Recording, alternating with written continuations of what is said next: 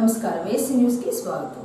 ఆంధ్రప్రదేశ్ రాష్ట్రంలో ప్రభుత్వ మెడికల్ కాలేజీలు ప్రైవేటీకరణ చేస్తే భవిష్యత్తులో పేద విద్యార్థులు మెడికల్ కాలేజీల్లో సీట్లు తెచ్చుకోవడానికి ఇబ్బందులు పడవలసిన స్థితి ఏర్పడుతుందని అద్దంకి నియోజకవర్గం సమన్వయకర్త డాక్టర్ చింతలపూడి అశోక్ కుమార్ అన్నారు। ఆదివారం రాత్రి వల్లికురువ మండలం కొప్పరపాలెం గ్రామంలో మెడికల్ కాలేజీల ప్రైవేటీకరణకు వ్యతిరేకంగా కోటి సంతకాలు ప్రజా ఉద్యమం కార్యక్రమాన్ని ఏర్పాటు చేయగా ఇన్ఛార్జ్ అశోక్ కుమార్ హాస్రే సంతకాల సేకరణ కార్యక్రమంలో పాల్గొన్నారు। ఈ సందర్భంగా జరిగిన కార్యక్రమంలో ఆయన మాట్లాడుతూ మెడికల్ కాలేజీలను కూటమి ప్రభుత్వం ప్రైవేటీకరణ చేసేందుకు చూస్తుందని, వైసీపీ ప్రభుత్వంలో తీసుకొచ్చిన ప్రభుత్వ మెడికల్ కాలేజీలు ప్రైవేటీకరణ చేయకూడదని పార్టీ అధినేత జగన్మోహన్ రెడ్డి కోటి సంతకాల సేకరణ కార్యక్రమానికి పిలుపునిచ్చారని, త్వరలోనే రాష్ట్ర గవర్నర్ను కలిసి కోటి సంతకాల సేకరణ అందజేయనున్నారని, ప్రజల చేతిలోనే ప్రైవేటీకరణ నిలుపుదల ఉందన్నారు। అసలు మెడికల్ కాలేజ్ అంటే ఏంటి, మెడికల్ కాలేజీలో సీట్స్ ఎలా ఫిల్ చేస్తారు, వాటి గురించి ఒక డాక్టర్ చెప్తే చాలా అద్భుతంగా ఉంటుంది। నేను మీ ముందుకు ఒక పొలిటీషియన్ గా, ఒక రాజకీయ నాయకుడిగా కన్నా ఒక డాక్టర్ గా మీ ముందుకు వచ్చాను। ఎందుకంటే కొన్ని కోట్ల మంది ఎంతో కష్టపడితే వాళ్ళలో అతి తక్కువ మందికి మాత్రమే లభించేదే మెడికల్ సీటు। నేను ఎంబీబీఎస్ జాయిన్ అయింది 2003 సంవత్సరంలో అండి। 2003 సంవత్సరం అంటే దాదాపు రాష్ట్రం అప్పటికి విడిపోలేదు, ఉమ్మడి ఆంధ్రప్రదేశ్ గా ఉండేది। ఆ రోజుల్లోనే నాకు 706 ర్యాంక్ వచ్చింది ఎంసెట్ లో।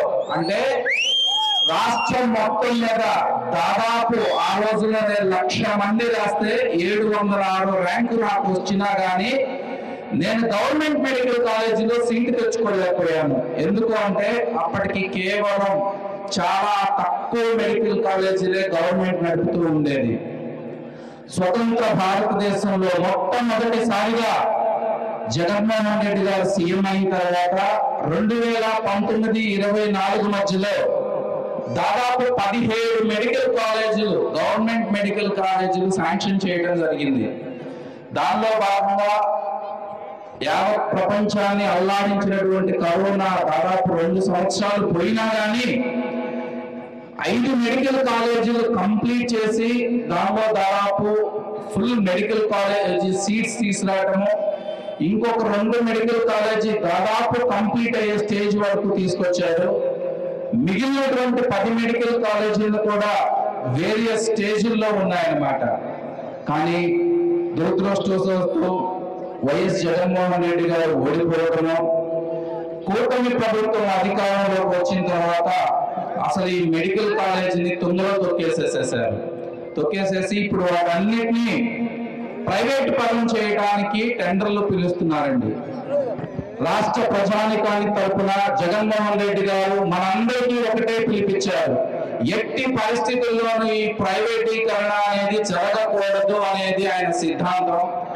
ఆ సిద్ధాంతం మేరకే ప్రజలందరినీ, రాష్ట్రంలో ఉన్నటువంటి సామాన్య ప్రజలని, మధ్యతరగతి ప్రజానికాన్ని అందరినీ కలుపుకొని కోటి సంతకాల సేకరణ అనే ఒక అపూర్వమైన కార్యక్రమం చేపట్టారనమాట। దానిలో భాగంగా ప్రతి నియోజకవర్గం నుంచి, ప్రతి మండలం నుంచి, ప్రతి గ్రామం నుంచి కూడా సామాన్య ప్రజల దగ్గర, కార్యకర్తల దగ్గర నుంచి కోటి సంతకాలు సేకరించి గవర్నర్ గారికి పంపించి ఎట్టి పరిస్థితుల్లోని ఈ ప్రైవేటీకరణ అనేది ఆపాలనేది దృఢ సంకల్పంతో ముందుకెళ్తున్నారు। దానిలో భాగంగానే ఈ రోజు కొప్పరపాలెం గ్రామంలో కూడా ఈ కార్యక్రమం చేయడం జరుగుతుంది। ఇక్కడికి విచ్చేసినటువంటి ప్రతి ఒక్కరిని కూడా ఇంకొకసారి నా శిరస్సు వంచి నమస్కరిస్తున్నానండి। రాజకీయ నాయకులు తలుచుకుంటే ప్రైవేటీకరణకి టెండర్లు పిలుస్తాయేమో, కానీ సామాన్య ప్రజానికం తలుచుకుంటే దాన్ని ఏ విధంగా ఆపడం ఒక్కసారి చూపిస్తా ఉంది। అందరూ పిడికిలు బిగించండి, ఒక్కసారి పిడికిలు బిగించి చెప్పండి, ప్రైవేటీకరణని ఆపుదాం, ప్రైవేటీకరణని ఆపుదాం।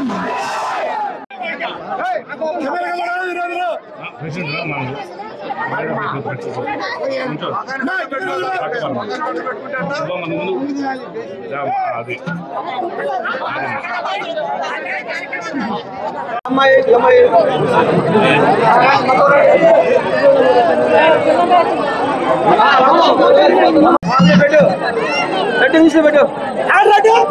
మన స్పీకర్ పని లేదు ఈ పిల్లలుంటే.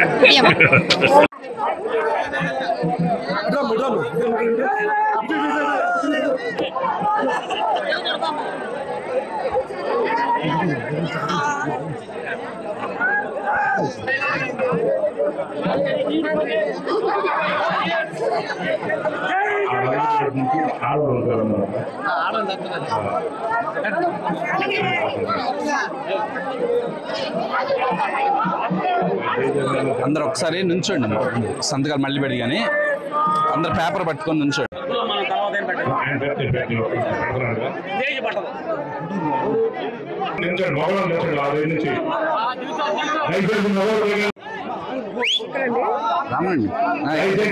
చిన్న స్టేజ్ పడిపోయిందంటే అందరూ పడిపోతాం.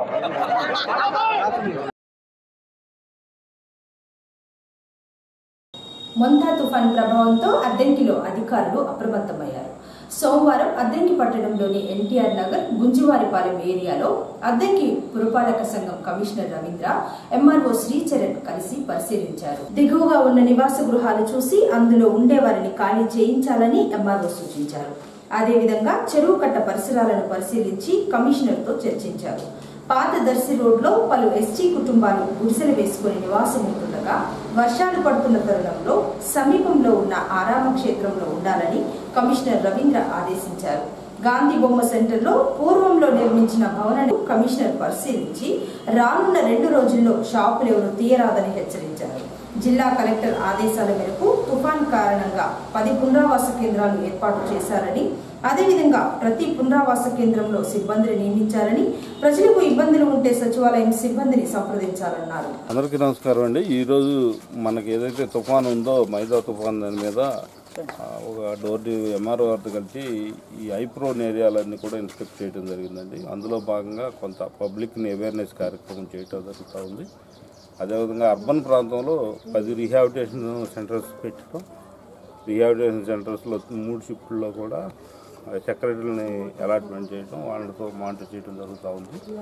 ఏవైతే డిలాబరేషన్ కండిషన్ బిల్డింగ్స్ పడిపోయి ఉంటే వాటన్నింటిని కూడా ఐడెంటిఫై చేసి అక్కడ ఉన్న పబ్లిక్ని కూడా మొబలైజ్ చేసే విధంగా చర్యలు తీసుకోవడం జరుగుతూ ఉంది.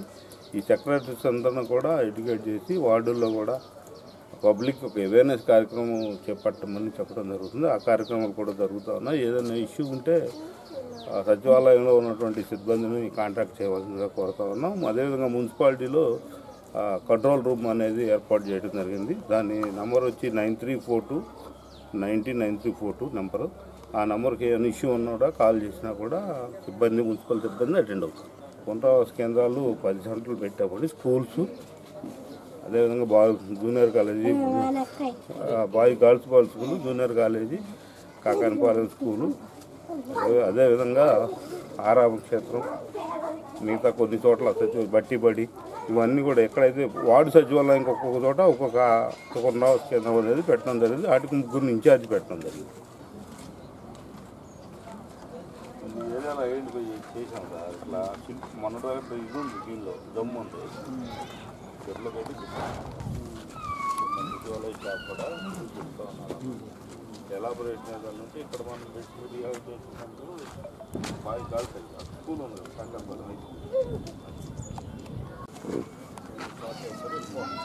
ఒకవేళ అక్కడ ప్యాక్ అయినా కూడా అటు అలుగు అలుగులోంచి వెళ్ళిపోవాలి, కాలువకి వెళ్ళిపోవాలి.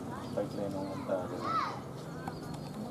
అట్లా ట్రైన్ మీద కాలువ మీద ఇప్పుడు బాగా వాన స్టార్ట్ అయింది అనుకో, వాన స్టార్ట్ అయితే ఇప్పుడు ఆ ఇల్లు బలవంతంగానే ఖాళీ చేస్తారు. నేను వెళ్ళము అనేది కూడా కుదరదు. మీరు బలవంతంగా పోలీసులను పెట్టుకునైనా తీసేసి రీవాటేషన్ పంపిస్తారు. వాన రెండు ఎట్లాంటి ఇందులో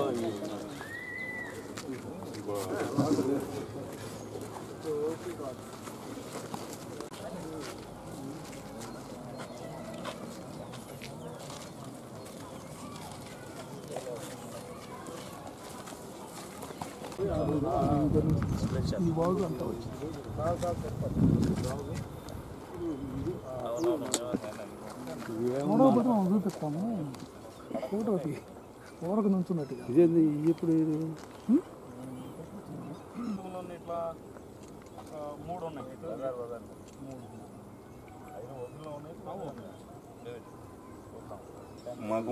3 లాస్ట్ టైం అమృత్ 2 కింద పెట్టినప్పుడు బాపట్ల అదే సార్ ఎంతమంది పొడుతూ కొట్టిన వాన్ పెడితే కొంతమంది అందులో చేర్చు. వాటర్ ఉందిగా, వాటర్ కరెంట్ అన్నీ ఉన్నాయి కదా. 2 రోజులు 3 రోజులు పడుతుంది బాగా అన్నప్పుడు ఆటోమేటిక్ దాన్ని అటు 2 మనం ఏం చేసామంటే మిషన్ తీసుకెళ్ళి 2 రోజులు పడింది అనుకో వాన ఈ లోపు వెళ్ళిపోద్దుగా. మనకి తెలిసినప్పుడు ముందే పెట్టి కొట్టేద్దాం ఈసారి. కొడతానంటే కొద్దిగా 2-3 రోజులు మా వాళ్ళకి రావద్దని అనుకుండా మనలో గది గుర్తులు వేసుకుంటారు కదా, వాళ్ళు వచ్చి ఉంటే ఉంటారు. వాళ్ళకి భోజనాలు అవన్నీ ఇప్పుడు మేము సప్లై చేస్తాము. కానీ కొంచెం వాళ్ళకి ఇబ్బంది లేకుండా ఇప్పుడు ఉంటారు. ఏమన్నా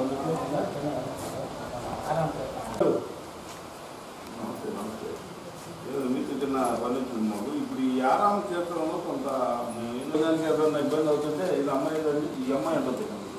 ఈ అమ్మాయికి నంబర్ తీసుకోండి. ఇంట్లో లేదా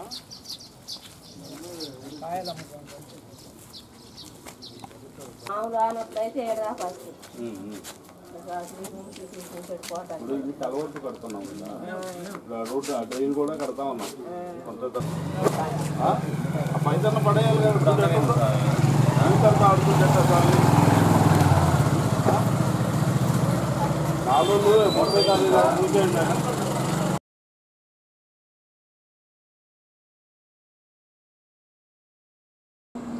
కార్తీక సోమవారం సందర్భంగా అద్దంకిలోని పలు దేవాలయాల్లో మహిళా భక్తులు బారులు తీరారు. భవానీ సెంటర్లో వేయించేసి ఉన్న 1000 స్తంభాల దేవాలయంలో మహిళలు వేకువజామున ఆలయంకు చేరుకుని దీపాలు వెలిగించి దీపారాధనలు చేశారు. అనంతరం నగరేశ్వర స్వామివారిని దర్శించుకుని పూజలు చేయించుకుని తీర్థప్రసాదాలు స్వీకరించారు. అలాగే చిన్న కాశీగా పేరుగాంచిన మణికేశ్వరం మల్లేశ్వర స్వామి ఆలయంలో కార్తీక సోమవారం సందర్భంగా స్వామివారికి ప్రత్యేక అభిషేకాలు పూజలు జరిగాయి. మహిళా భక్తులు ఆలయ ఆవరణలో దీపాలు వెలిగించి దీపారాధనలు చేశారు. తదుపరి స్వామివారిని దర్శించుకుని పూజలు చేయించుకుని తీర్థప్రసాదాలు స్వీకరించారు.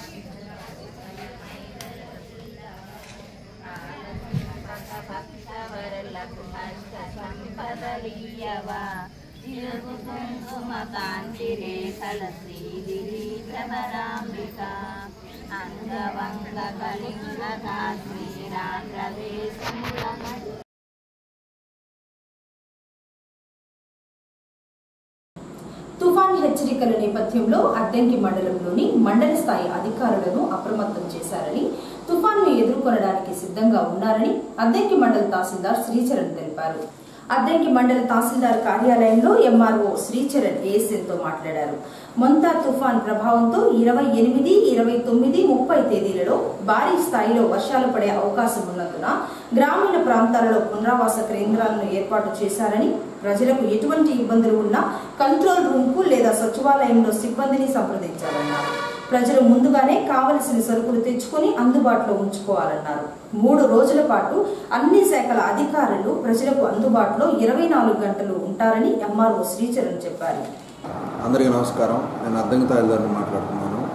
మొంతా తుఫాన్ నేపథ్యంలో ఈ రోజు నుంచి భారీ వర్షాలు మొదలవుతాయి. ఈరోజు భారీ వర్షాలు, రేపు అత్యంత భారీ వర్షాలు, మళ్ళా బుధవారం భారీ వర్షాలు, గురువారం కూడా భారీ వర్షాలు కొనసాగే అవకాశం ఉంది. కాబట్టి ఇప్పటికే జిల్లా కలెక్టర్ గారి ఆదేశాల మేరకు ప్రతి సచివాలయంలో కూడా ఒక రీహాబిటేషన్ సెంటర్ని ఏర్పాటు చేయడం జరిగింది.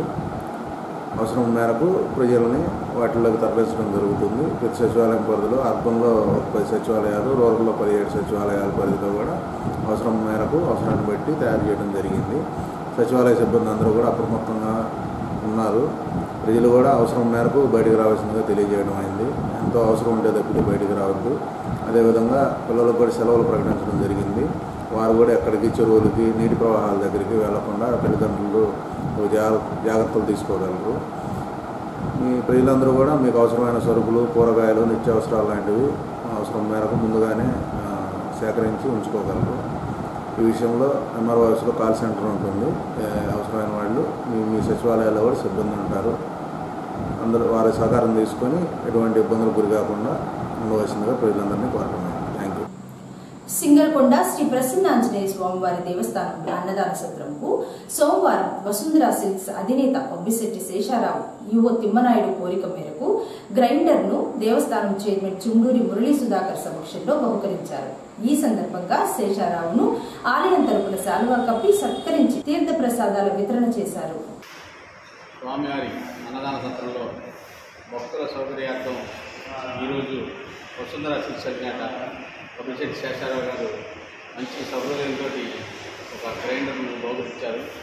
ఈ గ్రైండర్ వల్ల వచ్చే భక్తులకి రోజు ఎంతోమందికి అన్నదానం జరుగుతుంది.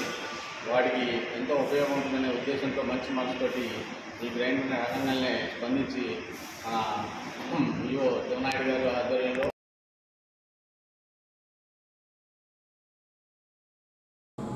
మొంతా తుఫాన్ ప్రభావం వలన అద్దంకి మండలంలో భారీ నుంచి అతి భారీ వర్షాలు కురుస్తాయని అధికారులు అంచనా వేయగా సచివాలయంలో అధికారులను సిబ్బందిని అప్రమత్తం చేశారని అద్దంకి మండల పరిషత్ అభివృద్ధి అధికారి వరూధిని తెలిపారు. సోమవారం అద్దంకి మండల పరిషత్ కార్యాలయంలో ఎంపీడీఓ వరూధిని ఏఎస్ఎల్తో మాట్లాడారు. తుఫాన్ కారణంగా ప్రతి గ్రామంలో ఉన్న ప్రభుత్వ పాఠశాలల్లో పునరావాస కేంద్రం ఏర్పాటు చేసి సిబ్బందిని కూడా నియమించారని, సచివాలయం సిబ్బంది 3 బ్యాచ్లుగా 24 గంటలు ప్రజలకు అందుబాటులో ఉంటారని, విద్యుత్ సరఫరా అంతరాయం కలిగినా ప్రజలకు ఇబ్బందులు రాకుండా జనరేటర్స్ సిద్ధం చేయిస్తున్నారన్నారు. గ్రామంలో చెరువులు ఉన్న ఏరియాల్లో సచివాలయం సిబ్బందిని అప్రమత్తం చేసి ఇసుక బస్తాలు, జేసీబీ సిద్ధంగా ఉంచారని, తుఫాన్ వలన ఎటువంటి నష్టాలు జరగకుండా ఉండాలని ఎంపీడీఓ వరూధిని కోరారు. అందరికీ నమస్కారం అండి. రాబోయే ఈ మొంతా తుఫాన్ పరిస్థితుల దృష్ట్యా తీవ్రంగా ఉంటుందని అధికారులు అంచనా వేస్తున్నారు. కాబట్టి ప్రతి సచివాలయాన్ని బేస్ చేసుకుని సచివాలయంలోనే స్పెషల్ టీమ్స్ వేశాము. వారు 24/7 24 గంటలు అందుబాటులో ఉంటారు. అందుబాటులో ఉండి ఊళ్ళో నష్టం జరగకుండా ఏదైనా ఉన్నప్పుడు వెంటనే మా ఆఫీస్కి తెలియజేయడం కానీ కంట్రోల్ రూమ్కి, లేదంటే వాళ్ళు ఉండి సహాయ కార్యక్రమాలు పర్యవేక్షించడం కానీ జరుగుతుంది. అన్నీ అందుబాటులో ఉంచడం అయింది. సచివాలయంలో స్టాఫ్ ఉన్నారు. వాళ్ళు ఈ 3 రోజులు కూడా అక్కడే స్టే చేస్తారు. కాబట్టి ఏదైనా ప్రజలకు ఇబ్బంది వచ్చినప్పుడు వెంటనే సిబ్బందిని కన్సల్ట్ అవ్వాల్సిందిగా, సమీప సచివాలయాలను కన్సల్ట్ అవ్వాల్సిందిగా కోరుతున్నాం. ప్రతి సచివాలయంలో 3 షిఫ్ట్లలో స్టాఫ్ని పెట్టామండి. అక్కడ ఏదైనా జరుగుతుందేమో అనే అంచనాల కోసం ఊళ్ళల్లో ఫ్లెక్సీలు అలాంటివన్నీ తొలగించడం అయింది. ముందుగా ఏదైనా ఇబ్బంది అవుతుంది అనే దానికోసం ఇసుక బస్తాలు లాంటివి కూడా అరేంజ్ చేస్తున్నారు. ఎట్లన్నా వచ్చినప్పుడు మిగతా కార్యక్రమాలకి పరిస్థితులను బట్టి తీసుకోవడానికి చర్యలు అందరూ ఇంజనీరింగ్ అసిస్టెంట్లు అందరూ ఉంటున్నారు. షెల్టర్స్ అనేటప్పటికీ ప్రతి ఊర్లోనూ ఒక స్కూల్ ఉంటుంది. స్కూలు సచివాలయం పరిధిలో ఎక్కడ అందుబాటులో ఉండేటట్టయితే అక్కడ రెడీ చేసి పెట్టారు. అక్కడ మంచినీళ్ళు అన్నీ కూడా అందుబాటులో ఉంటాయి. రేపొద్దున కరెంట్ లేకపోతే వాటర్ సప్లైకి ఇబ్బంది కాకుండా కూడా అరేంజ్మెంట్స్ చేయమని చెప్పాము.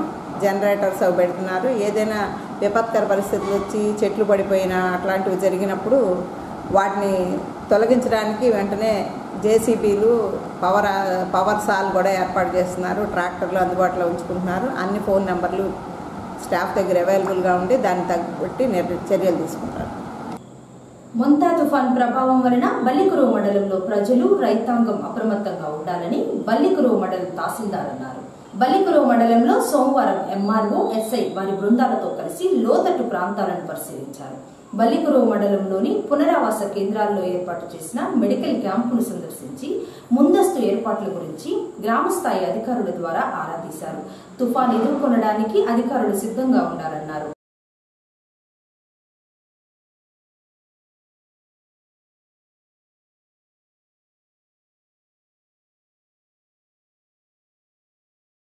ఏసీ న్యూస్ ఇంతటితో సమాప్తం. నమస్కారం.